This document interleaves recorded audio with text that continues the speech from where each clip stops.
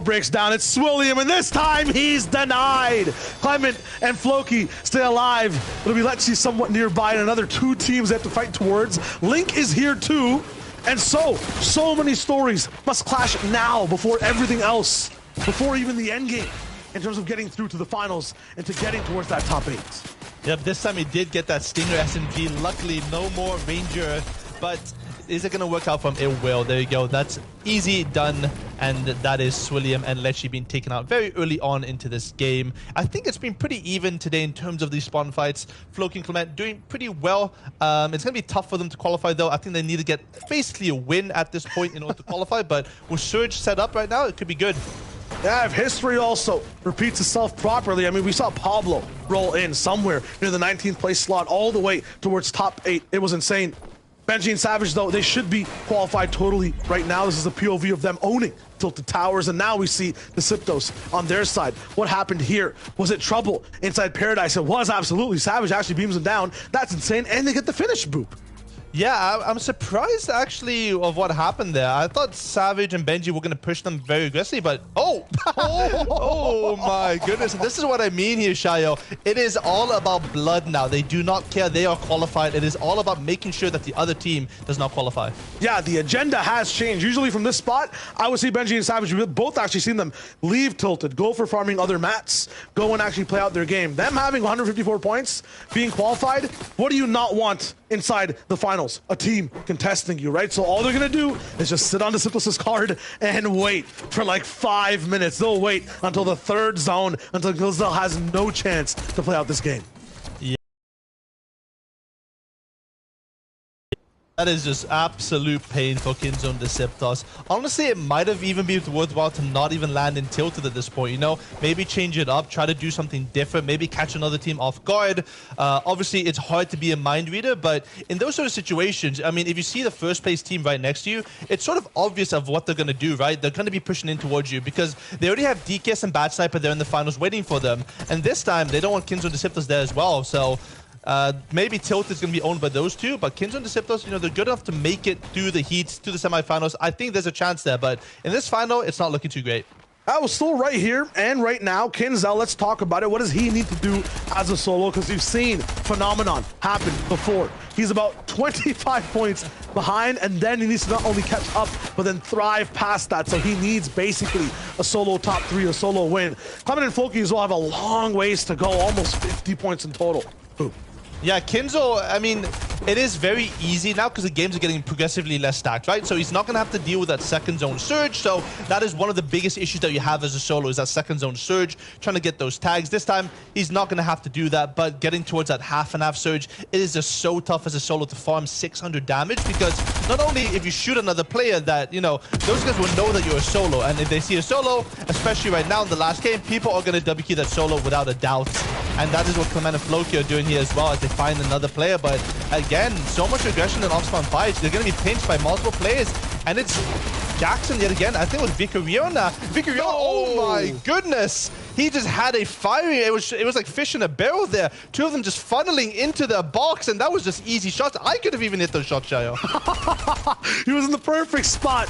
A shadow, a little bit of darkness inside the box, and it strikes. Unfortunate for the team that was looking for the comeback potential, but this is going to be very good for Link. Him in default, 9th place. They're right on the line. They want any free elimination they can get. I can smell, I can feel the hunger, and Vico can too. He's running as fast as possible, away and away, back into the darkness, the place that he works best, but no, chased by a flashlight. It's Link and his box, the beams, it's too much. Vico can handle it actually. He actually flaps back, but no, there's no possibility to stay alive with default finally coming in. That's the main man when it comes to aggression in that duo, and he wraps that up supremely. Yeah, it's like an animal backed into that corner. The little corner there for Vico, he somehow turns into a monster. Almost took out one of those players there, but unfortunately, 2v1 situation, it's just not going to happen. And Link and Default here going to get that extra elimination point, put them up to 115, and they're making their way closer towards that final top 8 position. Yeah, they're 5 points now in difference to Nailu and Flixie. And that team should be one that we have to watch, because that will be very, very disastrous in terms of them going down. That'll open up the floodgates for everyone to come up. But I see 2 eliminations on Benji and Savage, though. That means at some point, Kinzel should have gone down as well. This is Vico just popping off from his perspective. Looks absolutely phenomenal and great. Let's see if we have a POV extra to see exactly if Kinzel also went down. It'll maybe be there in the future. Yeah, it must have been Benji and Savage, right? He must have remembered the outfit that Kinzo wore. And Kinzo, I don't think there's much of a point playing this out as a solo. It is just too difficult to do in this finals lobby. And Benji and Savage, there were 2 eliminations. Oh, we are actually going to see here it is. Okay, nice. And they did chase him all the way out towards that east side of zone. Benji and Savage, you know, there it is, done and dusted. Kinzo Deceptors, unfortunately for them, will not be making it into the finals through top 8, but they have guaranteed their slot into the semi-finals. But Benji and Savage here only have one thing to worry about, guaranteed in the finals of this FNCS. Now there'll be victory lapping, and wow, Janice going down? Casri Vortexia with a big giga clap on the south side. This is kind of nuts. I mean, they've been interrupting so many different teams. It comes at a cost, though. They have to use so many heals after all these fights. It's never fully clean, but they do get the job done. 96 points. They're also 15 away from the top 8, and they're trying their best to catch up with eliminations. It seems like everyone's trying to push Castry and Vortexia for some reason, but they always clap back. I mean, they have such good aim, obviously because they're both controller players, but, you know, we'll move on from there. But, you know, those guys have very, very good box fighting mechanics. They're not afraid to sort of react to that position. But there you go. If you take a look at the stat here, more than 30% of the 30% of Castry Vortexia's points have come from when the other one is down. So these guys are just so clutch, Chayo. They're so clutch, but that's also kind of like a walking paradox, you know? When you look at it from that perspective, it should be both teammates being alive. That's where you get the most elims. But it seems like one goes down. That's when they finally wake up. I like to see it. Yeah, I wish I knew what paradox meant. Yet again, like I told you, I don't have that dictionary with me, Shao. You're going to have to inform me. But Castry, he is doing the walking, though, as he tries to play aggressive on this player. Rotary trying to run away, but these guys, they see, yet again, 2 free eliminations. And that's, again, going to be the search solved for half and half if they can find this player. Castry is going to be low on material count. 45 builds for Castry as he still comes through. The pinch comes in. And Vortexia eliminates that player finally. And that's them having now 2 extra eliminations. That's 6 points in total. And that's going to put them up on the leaderboard slightly even more. As you go back over, I feel like we've seen this every single game so far, Shaya. Marsh and Kiko just chasing out a team out of Jones's as another team of Mappy looks nearby. And I think they don't want a piece of this and they try to run away. Not at all. 120 once again is the line we're looking at right now for a lot of the teams in the early game. That's kind of what they want to hit with all these eliminations, get closer to. That is where 8th place is currently at the moment. That's Nailu and Flixie. Benji actually getting taken out, but it's not that prevalent. Might not net them the first place position overall. I'm getting flustered too because this is just so intense. There's so many teams here right now. Mappy and PKR, depending on how the end game goes, Boop, they might not even be qualified as well, right? I think 132 is the line we were looking at for points overall. Yeah. Just need a little bit more, but who knows how exciting this final game gets. They have to keep pushing onwards. Yeah, it's entirely dependent on how consistent the top teams are, right? If a lot of these teams go down early on, then you can have a massive shift because the format sort of plays towards that, right? 32 points for the Victory Royale. That's basically 13 eliminations per win. So anyone could do it. You can either play for late game, you could play a little bit more aggressively, and that's what Vino and Joe are doing here with 4 eliminations, Shaya. Turning on the aggression, and usually when you guys are watching, you want to pay attention to the top left to see how many people are alive, yada yada yada. The top right can show you the game state. The bottom right is the mini map.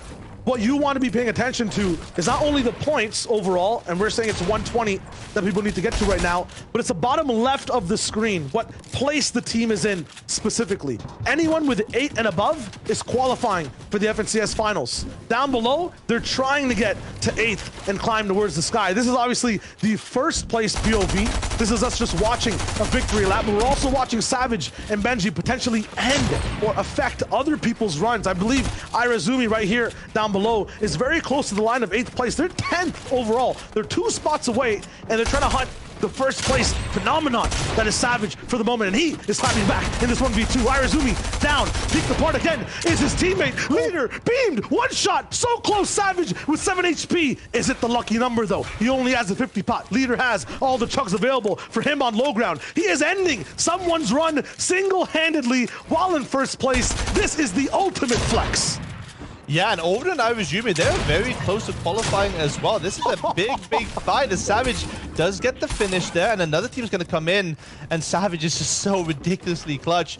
And I feel like it's a little bit of a happy, sad story for Benji and Savage. You know, they did eliminate Deceptus and Kinzo. You know, they were able to, you know, push them out of Tilted Towers, but I feel like there's a certain level of accolade in order to win the finals as well. You're coming in with a boom, you know. DKS and Bad Step, they did pretty well in the finals, but Savage and Benji, they want to win today. Unfortunately, it's not going to happen, though, as they do get eliminated, and we're not going to get a first place for Savage and Benji, because T-Chips and Artskill, they're very nearby, and I think that would have been a big flex. Possibly. It's to be able to push this game in. What Savage did set up is Flixie and Nylu, the POV I really wanted to see. 8th place, you can see on the bottom left. It sets them up to get another free 3 elimination points and turn that 120-point line to 124. Now even boosting up with a placement point for that extra one, and possibly even taking out Leader, 10th place right below them. They do get him down, so that's one team they're worried about, not in the running. They're still in 8th place overall. 127 is not enough to get them into 7th. They're still on the line, but this is the hot seat. Flixie and Nylu, they will be the ones holding everyone back. They will be the targets of the rest of the lobby. Look at Savage though. That basically just secures the destiny of Leader and Irazumi. Imagine going for that 2v1, being confident, but it's Mr. Savage, and he lands the shots, and then Flixie comes in 8th place to set you apart and solidify you, freeze you in 10th. That is heartbreaking, but it happens here. That's just some of the stuff in the qualifiers for the FNCS. Yeah, and it's going to be very good for them, right? It's going to give them a little bit of breathing room, because the Over and Irazumi are right below them on the leaderboard, you know, only about 10 points behind. So they're going to have a little bit of space now. You know, they can make a few more mistakes. Obviously, you don't want to make those mistakes, but if they do happen, then you have that little bit of buffer in order to save yourself and be able to qualify. Setting Chapix also around the range, they're going to be very happy to see Irazumi and Over also go down in that situation, because as many teams, the more teams that go down, the better it is for you.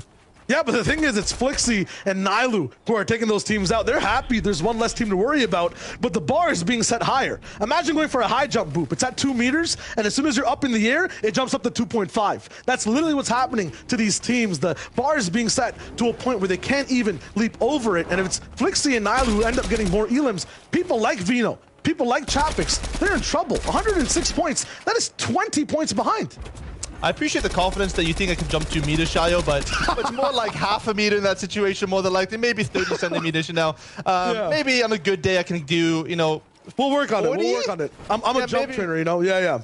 I might need your help after this, but yeah, 2 meters, that's a interesting analogy to pick for me, to be honest, as we go back towards Venno and Joe. You know, they are very high up, maybe higher than 2 meters in this position on this high ground. And Joe is sort of running around, you know, trying to clear out the space and back over towards his Butterbond side. You know, we're going to get another Cami split zone with Mappy and PKR. I feel like they've been very quiet today. Haven't seen them too often in the late game, but they're up here on 132 points, Shayo. Yeah, I mean, they're just kind of dabbled in the top 15, the top 10 over and over again. One misstep in the last game, 25th place. They just had a few placement points, no elims. Now, it's about keeping that consistency. We talked about it in like game 3, Boop, right? You want to keep playing the same way. Maybe in game 6, that's where you make the switch, but they've kept true to their form. 132 points. We're wondering who's ahead of Flixie, who's in 7th place. Once again, look at the bottom left, Team 7. They're the ones in 7th place, 5 points ahead at 132 points. And they're looking for a little bit more pressure now too. Analyx X Squeeze, you might be wondering back home, why is it even worth to watch people in 20th place right now? What are they going to be doing? They're best to interrupt the competition. They're best to get some practice. And right now, they're going to be affecting 7th place in total. PKR and Mappy being targeted by the 20th place team right now. They're looking for big swings. They're looking for desperate moments of elim after elim links. And it might be PKR they rush towards.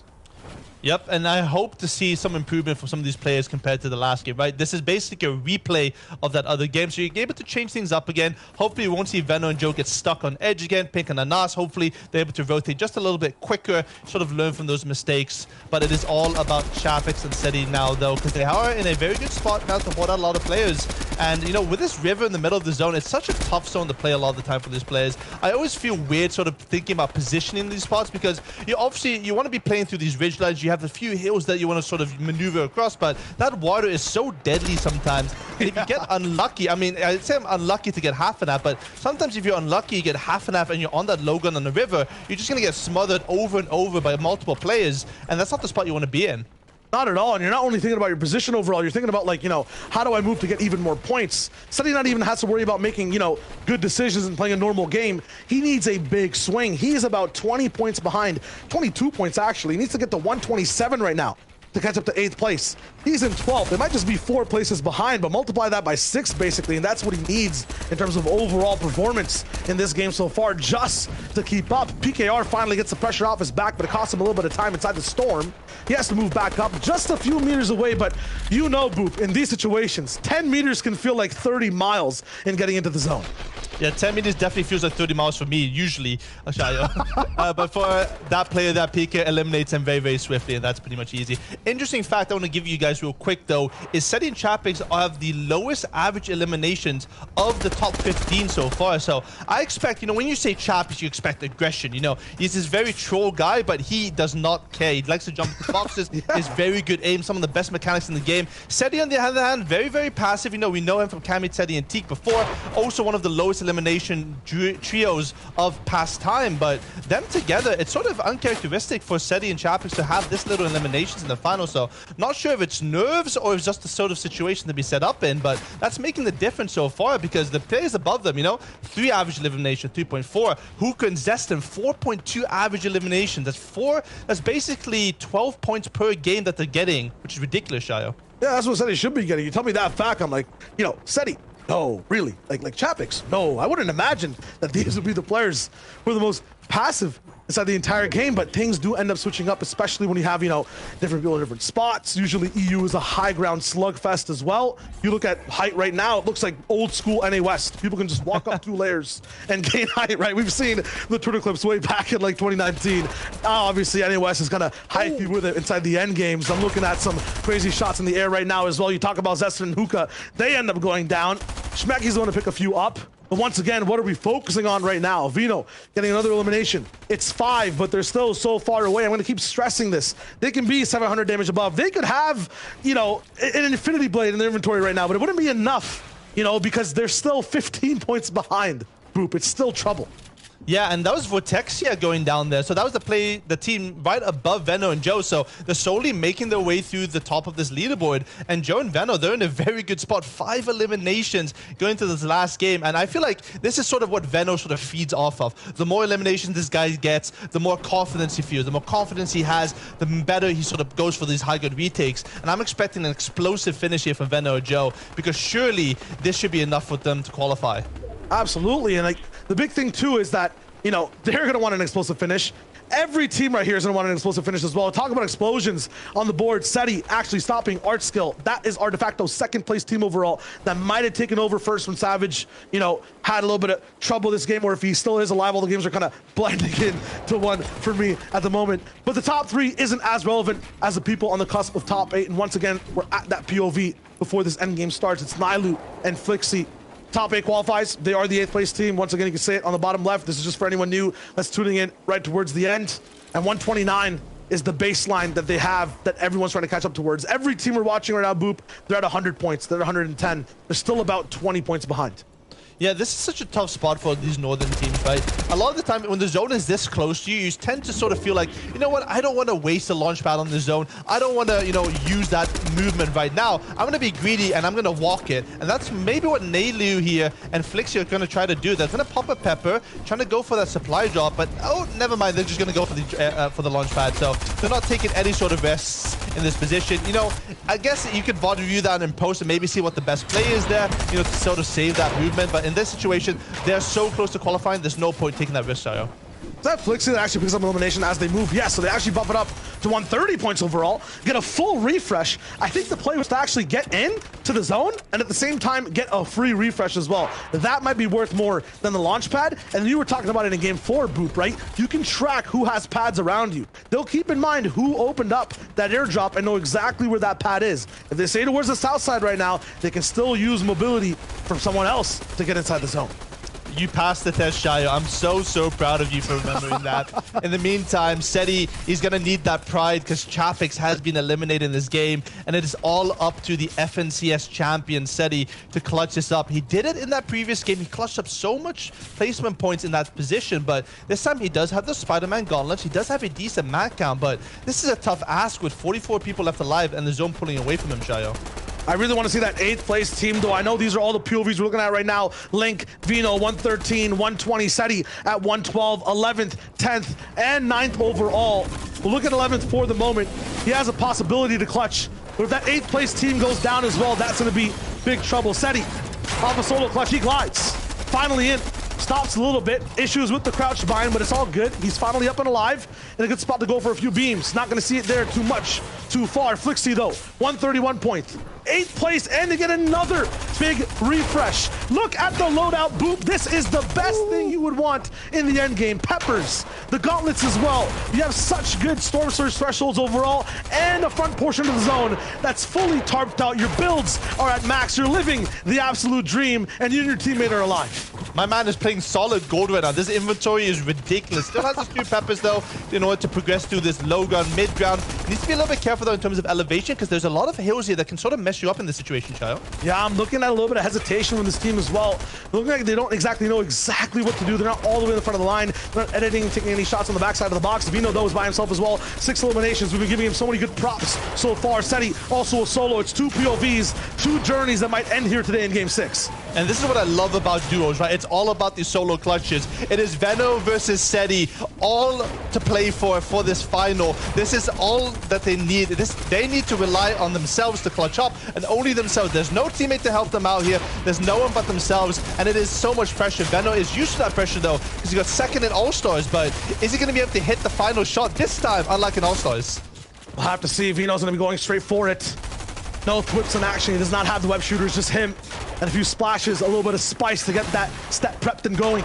All the way up on mid-ground, he is running out of materials. That's the last brick wall. Metal actually taking over, an armored ramp to block off the way, but on the left side, Link will try to get all the way in. That's a 9th place POV. That's looking for a rat-a-tat-tat. A way to get Vino down, and they do clasp it over. Do they have enough points to go for that 8th place team? Nylu is looking desperate. Flixie, from a place of paradise now, is dropped down into doom. They have no shields. They're finally getting a little bit of their step back, a little bit of stability, but they're so far up high in the sky, beamed down from side to side. This is going to be tough for Flixie and Nylu. They're on the last brink of survival right now. This is so tough. The sprays from all sides. Get out of the box, guys. There's no way. It's a bounce back. They get saved by the zone, and they're in 7th now as well. This might be exactly what they need. Surviving that fight saves them possibly a spot in the finals.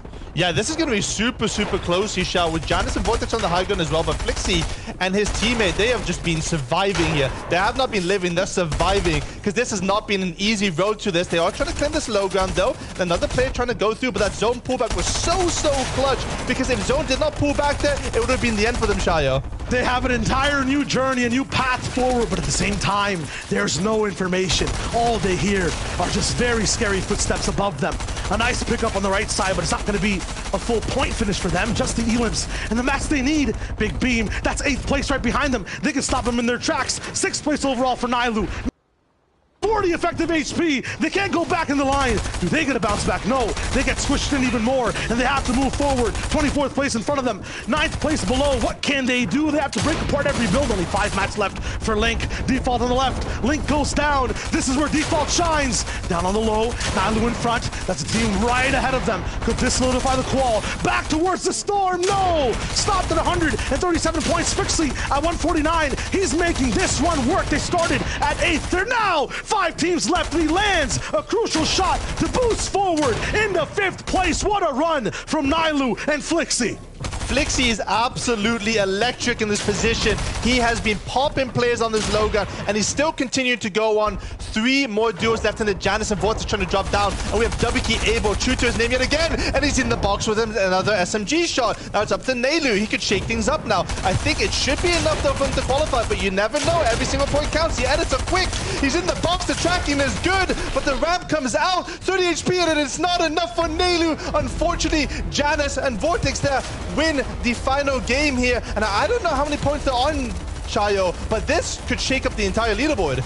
Absolutely, the comeback from so many teams on the bottom of the board, but the focus would be on the Flixie. The focus would be onto Nailu, starting off in 8th, not only holding the line, but elevating it entirely to go straight to 5th place with a phenomenal performance. That is just clutch when it's needed most. Janus, too, is there in the mix. A phenomenal run, a very good win overall with Vortex. We waited for it coming, but definitely the spotlight of that game was that 8th place team bumping into 5th. What a show from EU today, Boop. I mean, that was just insane. You two, the debut of the cast, you were just knocking off every single prediction over and over again.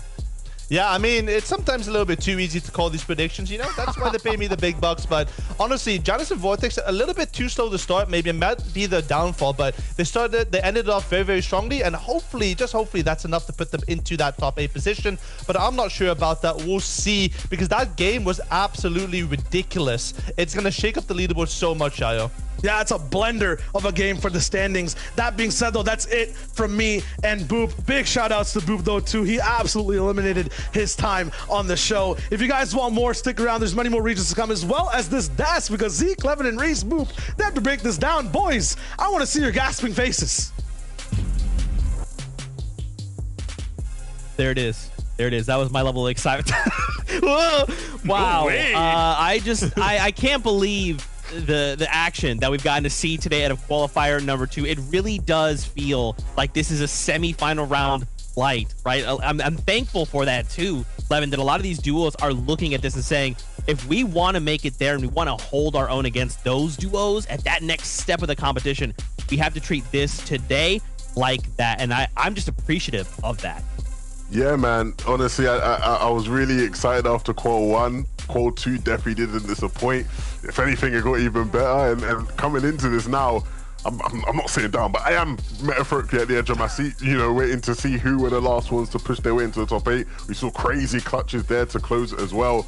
I'll be real, Reese, this is what Fortnite's all about. It is indeed. We saw some mad clutches. Flixie in particular this time not jumping in a car in the end game, using his weapons instead, right? We saw right at the start of the moving zones, he managed to pick up a refresh, which was super critical because you could even just like tarp ahead, popped off shot after shot after shot after that alongside Nailu as well. Don't want to forget him out. Don't want to just give Flixie all of it. They've been great today. Definitely a team that has not qualified to an FNCS finals before. I've only started to hear about this time after them hitting a bunch of the round 2s and the cash cups, and they've already now punched a ticket to their first FNCS finals.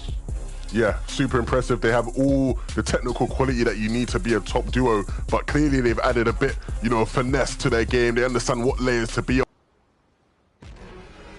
When they're on low ground, the understanding between the two of them to find refreshes and pick out the solo players and get their points up that way has just been sublime. And look, you know, we can't always see who's going to be the best teams from Cash Cup performances, but you guys have been pretty decent in them, and now they'll be playing in the finals of FNCS as well. So a great way to enter your way into the EU professional scene. Absolutely. A little tip of the hat there to Vortex and Janus coming in clutch there in game number 6, right? Being able to put everything together. Remember, they may not necessarily have qualified, but this is still series points, right? This is locking in that semifinals play for them. And then, so we'll see them next weekend, where they will look to compete for one of those spots going into finals.